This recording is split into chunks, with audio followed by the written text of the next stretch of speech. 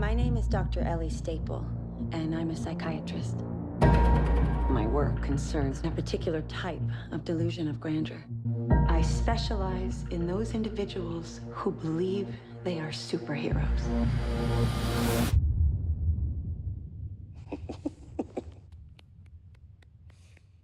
Good for you. Glass is directed by M. Night Shyamalan and is the third in a trilogy of movies that includes 2000's Unbreakable and 2016's Split.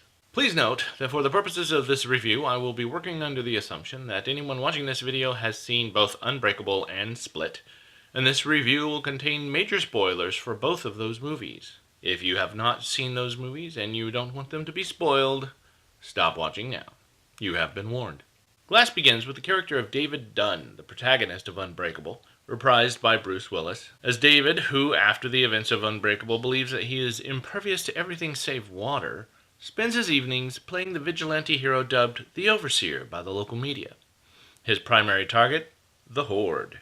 The Horde is the title given to the focal character of Split, Kevin Wendell Crumb, reprised by James McAvoy, who suffers from DID, dissociative identity disorder, or multiple personality disorder. Of Crumb's 25 personalities, one, dubbed the Beast, is a self-deluded killer who believes he's been sent here to rid the world of what he calls the impure. The qualifications to be considered impure is basically to not have suffered abuse at the hands of another. The impure are the untouched, the unburned, the unslain. Those who have not been torn have no value in themselves and no place in this world. They are asleep. It's a pretty subjective standard.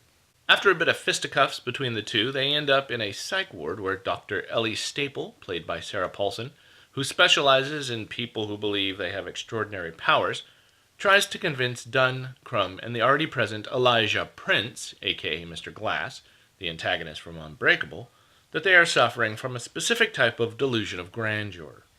The role of Glass is reprised by Samuel L. Jackson.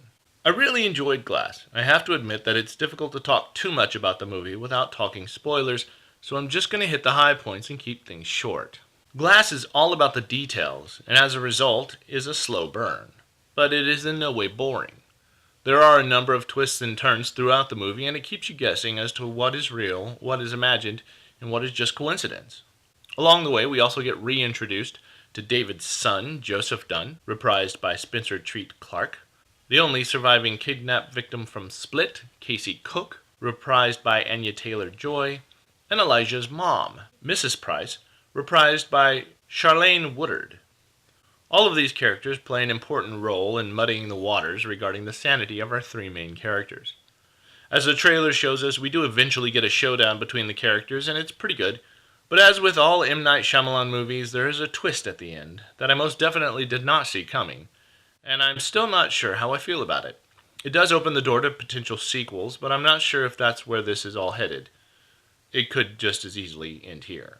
The standout performance of this movie is McAvoy.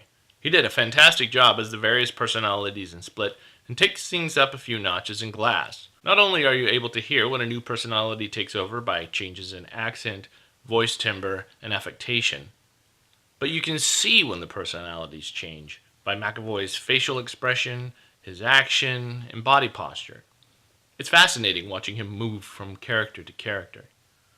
My only complaint, besides not being sure where I stand on how it ended, is whatever they did to Charlene Woodard's face to make her look older.